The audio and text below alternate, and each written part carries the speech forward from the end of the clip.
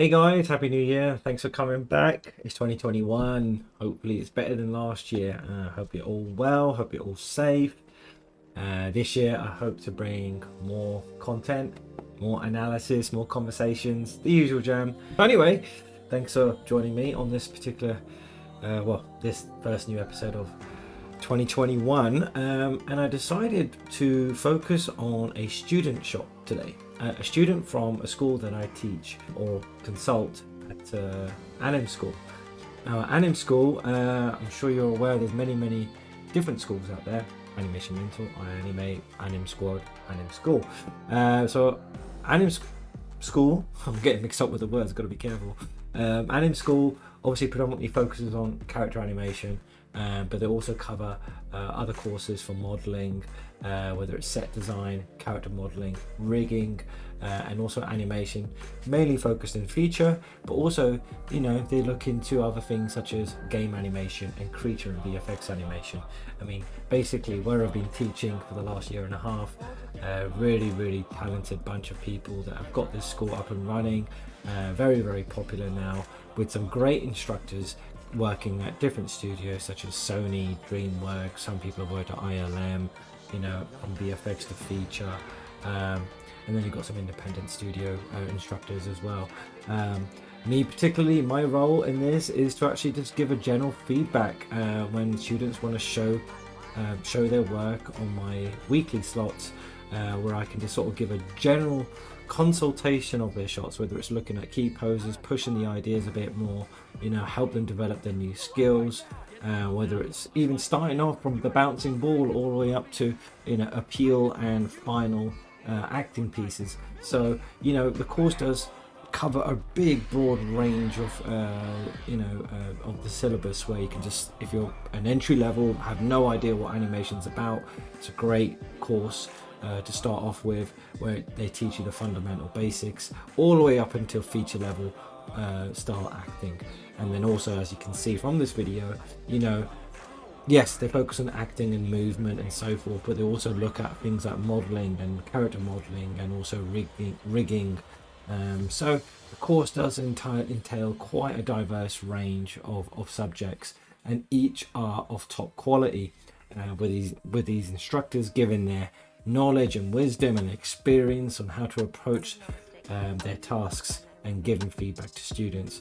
And obviously pre-COVID, we could socialize. There were annual events at TTN and so forth. That's actually how I actually came across to working at AnimSchool. Met with Manuel Bova, who's the head of animation of the course at TTN, with my good friend and supervisor at RealFX, Bill Haller. And I was, at the time at CTN, I was giving feedback on the RealFX booth to AnimSchool students, and then it just sort of kicked off from there. And it's a great school. I'll leave some details in the links below, so feel free to really check them out, if you're really interested, or whether you're want to learn animation or actually push your skills even further. You're getting a lot of quality, a lot of bang for your buck.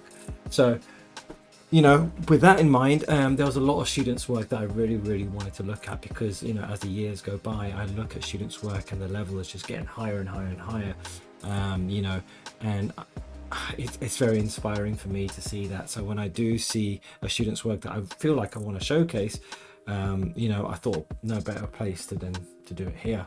There were so many students' work that I liked, but there was one in particular, and I'll do others perhaps in the future, by an animator called, his name is Taran Matharu. I hope you pronounced your name right, sir. Really nice work. I remember seeing his work during my general reviews. Had a really good sense of ideas, a very emotional piece, kept it simple, but also I can see he implemented some of the ideas that I gave him just to push the poses a bit more, how to transition, and really understanding the philosophy behind key poses and how important it is to sell an emotional beat, and obviously supported with the facial animation, which it's the whole package. So what I'll do, I'll show you what it is. Here it is here. Maybe I'm one of those people that has always wanted to do it, but it's a pipe dream for me, and then you set it, you dream your dreams and then you grow up. Maybe So really well done here. I really like what he did in terms of the key poses. You know, he kept the ideas really simple and sweet. Good sense of emotional timing, good use of opposite actions. So obviously the first thing I would typically look at is, why does this work so well? Well, first and foremost, key poses. And the key poses are so readable.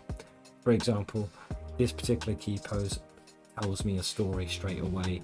You know, you've got this sort of insecure feeling where the knees are a bit more in, nice flow of the body, the shoulders up, just to give a nice contrast of angles, and you've got a curve here. Obviously the expression, a bit more somber, sad feeling going on there, so it certainly helps with the idea that this character is going through something a bit disappointing, a bit unsure, a bit worrisome. So obviously when I'm looking at that, I consider this as key pose 1. Now if I go to now the next key pose, this is the next key pose.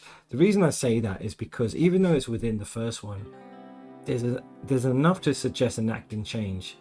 She's going through another emotional beat internally, hence the shoulders are going up a bit more, the brows went up a bit, but it's all within the same realm or the same pose. So I definitely class that as a second acting beat or second key pose.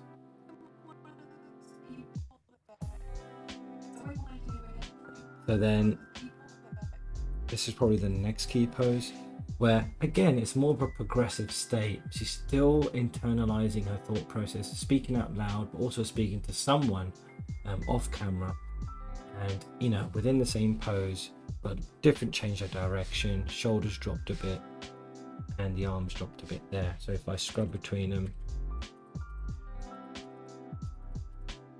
and the great thing is it's not like an ABA situation, i.e. you don't go from pose A to pose B back to pose A. It's actually C. It feels different, so that's always a good thing as well. You don't want to make it feel repetitive as you're going between the poses.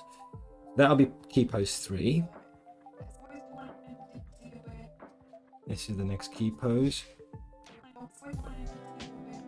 You know, there's a significant change of the acting choice, the acting beat. That's the next key pose when she says pipe dream. That's the next key pose. And that's the next key pose here. Even though it's very similar to key pose 6, you know, when she's saying, you know, the shoulders change, the context of what she's saying, you know, it's a acting beat. She's delivering a kind of indirect question to someone, supporting it with a body gesture. So that's key pose 7. And then this is the next key pose. The in-between stuff is literally in-betweening, so they're not really considered as key poses. You know, how you transition, it's not necessarily a key pose unless it's really purposeful towards the shot. If it's a body mechanic shot where somebody is heavy, you know, you're storytelling through body mechanics purely, then yeah, maybe. But in this case, it's just an in-between of how she's from sitting down to standing up. And then this is the next key pose here, where she's internalizing, still insecure. This is definitely a key pose, a gesture that's sort of supporting the idea where she's throwing this coin into the fountain, kind of like the wishing well. Her dreams are on this coin. She's sort of just tossing it away, like she just is almost surrendering to the idea that dreams cannot come true, and therefore that gesture kind of supports it. So a really cool idea there. And then she goes back to being to this insecure stance. So all in all, 11 key poses. 1, 2, 3, 4, 5, 6, 7, 8, 9, 10, 11. So the next thing, what I really like is he used, you know, obviously interesting, subtle ways of transitioning between these key poses, especially in the beginning half. It's quite subtle, the movement. But those subtleties can be very, very challenging. You know, when you're doing minimal movement, it's actually harder to actually make it feel alive. And he made it feel alive by very subtle antics. The body isn't static. You can see the pixels moving. One example of that is basically So one example of that is, for example, this transition here. So, you know, she's in this key pose here, and then goes to this beat here. You can see the arm, the shoulders, the direction, and he starts the movement with the eyes. The eyes actually compressed down first. That's like the antic. There's a bit of head movement, but predominantly the eyes. As those eyes are coming down, the shoulder goes up. So you got a nice sense of opposites happening here. And then you got the head sort of shake whilst the arm is finishing the up movement. So if we play that again, you know, brows are leading the action, the eyes, with a bit of the head. Then the shoulder drives up with the arm. The arm continues the motion up. And then now the head can finish off its side to side. And then here, you know, once the arm has come up, it didn't come to a static. There is a few pixels where it's moving. You see that? So it doesn't feel like it's hitting a wall. You're just looking at around here. You know, and you know, we're focusing on the mouth and the expression throughout this, and that's the idea. You don't want to be distracted by all of this. That's what I like about the simplicity of this. And then for the next part, similar sort of recipe where the brows are going down to drive the next action, and then the eyelids follow, and that's great. You don't want this and that to move one to one. You want it to be a bit delayed. So the brows will probably go by 1 frame sooner. Then the eyelids will drop down. That will then drive the head action. Once that head is active, now the shoulder can drop down. And then the head can go back up whilst that shoulder is finishing down. Really nice sense of opposites. The way he's anticipated the next move with just simple ease outs from the brows is really cool. And as that shoulder is dropping, the arm drops.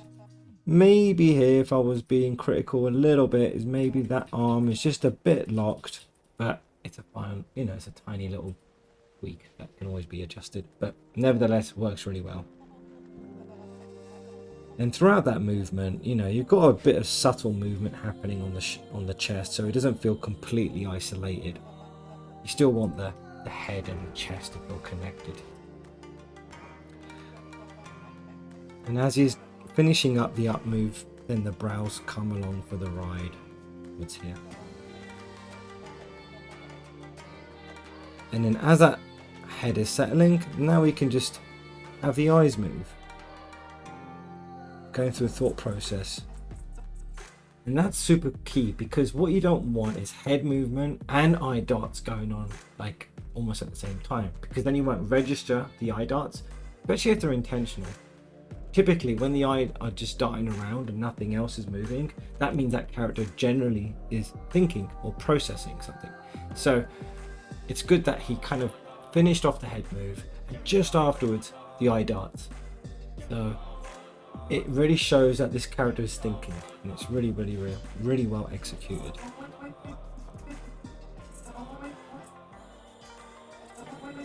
And then as that eye darts, the head does follow the ride a little bit there.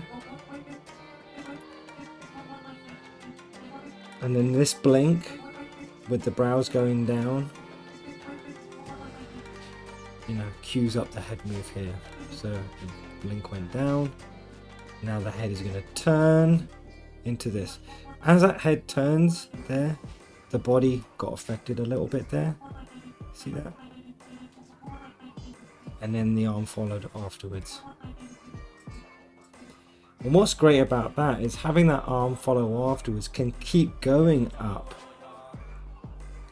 As it's following through up, now that head can go opposite, as in inwards, as that hand is coming up. So you got a nice sense of opposite actions again there. allowing for this more compressed feeling. Again, supported by the brows. And then the arm can just relax back down afterwards. So he's found an interesting way of how to transition between those key poses. So it doesn't feel pose to pose at all. You know, having something lead the action, whether it be the head or the brows or the eyes, especially in this case, the eyes and the brows are doing a lot of the work, and rightfully so. Then the head and the arm can go opposite. And even if the arm did follow through afterwards, it can carry on its momentum like this way, and then the head can just start going against it for the next transition. So it's really well done. Then as that settles down here,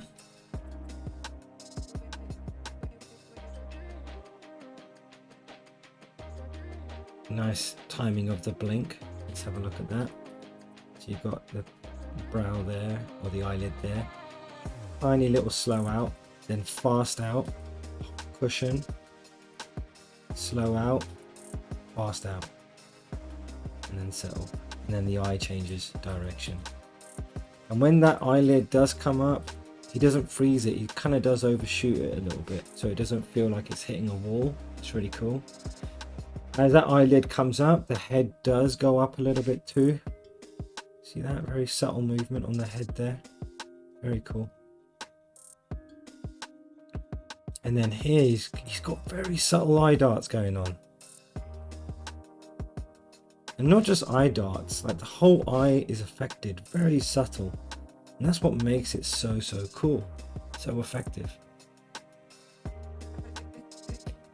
And then the head starts to move. Eye then catches up, takes over. And then the next beat again, he's driving with the eyes. The eyes are coming down here. And then the head is starting to come down. As the head is coming down, the arm is coming up. And then for this part here, the eyes and the brows are driving the action first. That's kind of going opposite there. And then the arm is actually going opposite direction too. And then the arm can just finish off while the head is finishing off there. You can tell because if you look at the nose direction, it's kind of pointing there. Nose is still pointing that way. Now the nose is starting to come up much later. During that moment, you know, he's added some puff on the cheeks to accentuate the phonemes and the accents. And he's done a nice little oil on the arm there and the wrist there. And then what I love about all his expressions, whether it's there, here, you know, what's great is, you know, he's actually going for an expression that makes sense, but is also appealing as well. You know, he's kind of fanning out. Here it's a bit more compressed, here it's a bit more expansive. And the direction is supporting that. Well, the direction of the head and the direction of the fanning out is supporting the direction of the eyes. So it kind of looks like it's projecting that way too. And that's a great key pose. It's really good. Tells a lot. Insecure, again, knees are in, elbow, arm is in, especially here. Got this sort of flow happening. The neck is slightly forward. Bit shy, timid. And then here, throughout this whole process, this very subtle movement going on in the head there. Eye darts there, you can see thinking. And what's great is he started to slowly change the mouth to cue up what she wants to say, but it also helps the idea that she's thinking, she's processing. So not only she's doing it with the eyes, but also the mouth as well, which kind of leads into an F phoneme, i.e., you know, the lower lip is underneath the teeth. So really well done there as well. Really smart way of cueing up the mouth shape and using it for emotional beat as well. Then as those eye changes, You can see here he's used the apex of the brows to drive the action down.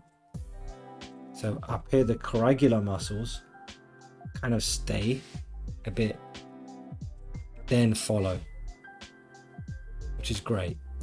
You know, it's a very fine line actually to try and, you know, make the brows feel organic, but you don't want it to feel swimmy. So he's done it just right. The corners did go by one frame, but then everything else follows straight away afterwards. You don't want it to feel, you just kind of driven it a little bit and then everything drops down. So really well done there. And then obviously with this head turn, you've got a very subtle arc. You know, he's added some compression, respecting volume. And then the opposite actions again with the arm. And again now using the same recipe of fanning out the expression, but going the other direction. Action here. Expansion. Yeah.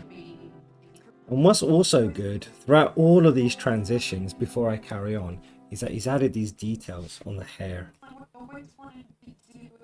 So when he hits the key pose and he does overshoot a bit on the head, like there, and settle back up, you can see the, you know, he drives down. See the head is here, and then the head comes back a little bit, and then, you know, the hair tails are sort of overshoot. It's really, really nice what he's done there. So as I was saying, he used all of that, the tail animations or the hair tails following through. That's something you do in polish. What's also great is leading up to this key pose. So he was in this key pose, going to that key pose, right? He's got the bulk of the movement happening here. Really nice. He started the action with the hands. You know, the eyes are still working, but you're not distracted by the hands, but you feel it. You feel it. The hands are supporting that, and that's what you want. There's one criticism I would say is maybe the index would lead a bit more than the thumb, but it's very minute. Typically when you open up your hands, if you're going like this really, really fast, if you see it in slow motion, the index always leads just a bit before anything else. But when you're closing, the pinky leads. When you're opening, index. When you're closing, pinky. Unless it's really, really specific. But generally that's the idea. But as he's doing that, really good touch there. He's then driving the next action with a bit of stretch on the scalp. You can see that. And then also he's driving the action with the chest a bit more in terms of rotation. And then the head follows through afterwards. So that's first and second. You see it again? See? Not everything is moving at the same time. He's got little tiny accents happening that help support the idea that things are a bit more organic and natural. You know, obviously with the shoulder accent supporting the acting choice. So you've got the shoulder going up, you've got the fingers going up, you've got the head sort of going that way, supporting the, and that reads like a which is really, really cool, especially with you're seeing this part of the palm and the wrist. Really well done. And then he holds that pose for a bit, overshoots the head a little bit here as well. Now the next bulk of the movement is driven from the chest and the core. The head is dragging a little bit. As that's happening, the hands are coming together. The hands relax a little bit there too. You can see the fingers are coming together there. So the chest is driving, then the eyes close afterwards. And from here on, the head is caught up. So the head drags. And he's changed the body shape there, dragging. Now the head is starting to drive. There. So you're going from this sort of C curve to that. So a really nice transition of gesture flow. Nice change of gesture. You know, the brows are going, supporting it up as well. Arms are dragging a little bit. Great stuff. The core drops a little bit as that's going opposite. Then the core comes up, catches up. And then the body line, you know, with the head is still that way, the upper body's going back a little bit there. Now the acting choice comes along with the hand getting activated. Hands are sort of dragging, coming up and creating this gesture. You know,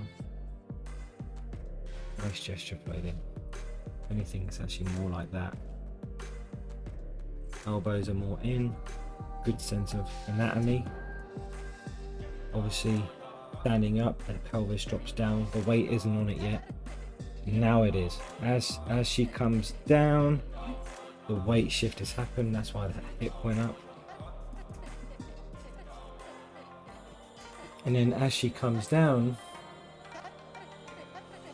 hands drag, could drag a little bit more, but it works really well. Maybe one of them. But they come together nicely. And then the head, just drag a tiny bit more. And then come in. But it works really well. Because then you've got this nice overshoot there with the head coming in. Maybe this hand could just get there a bit sooner, one frame earlier. So it doesn't feel as symmetrical, but again, it works really well. Nice gesture here. You know, really nice gesture. Nice expressions on the brows as well. Works really well.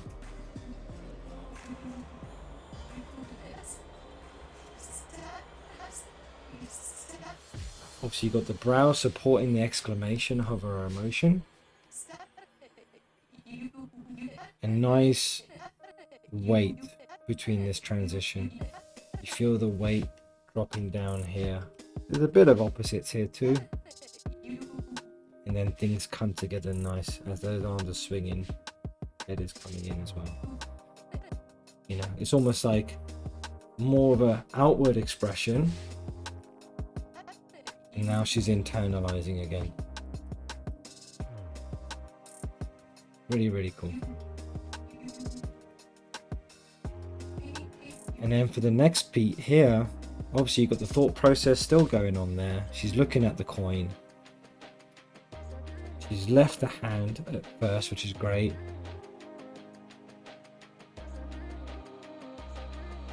Maybe just here that hand could have been a bit up higher, but otherwise I like what he's done with the way the arc of the hand. It's really nice, the spacing.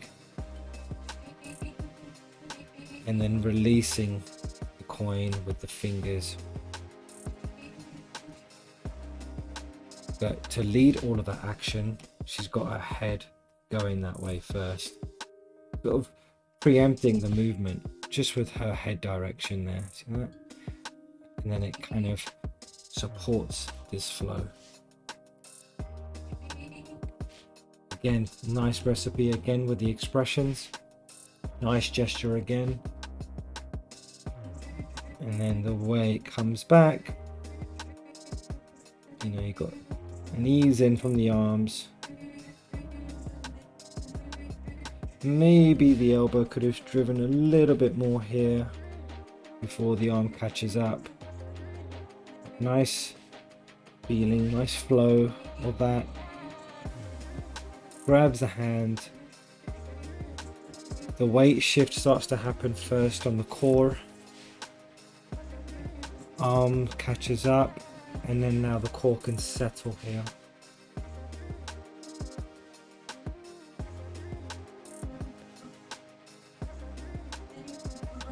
And then that way, once the core is settled, she can finish off the move with the upper body and the chest.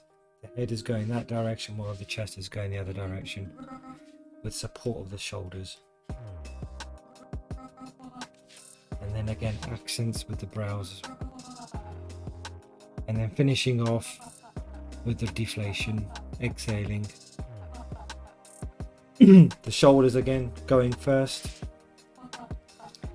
And then the body can just change its shape afterwards by just dropping down a little bit.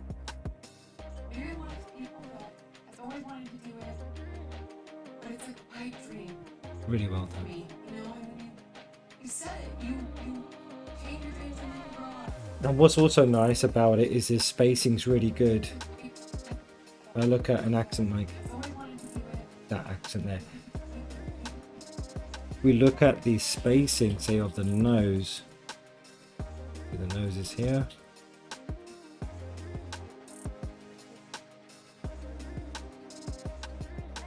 And then overshoot. If we put on ghosting now, you kind of got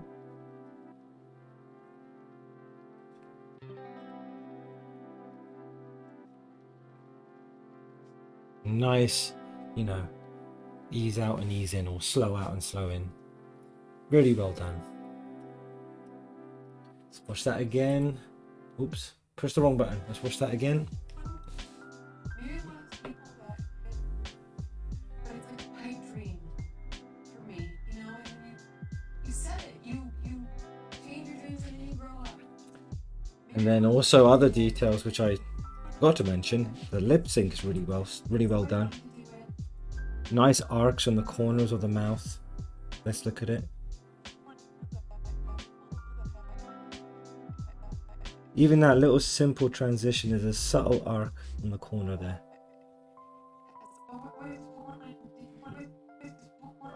There.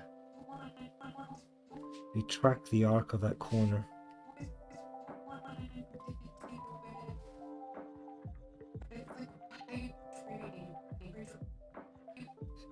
Especially for this, for the dream, the duh. And then you go arcs down,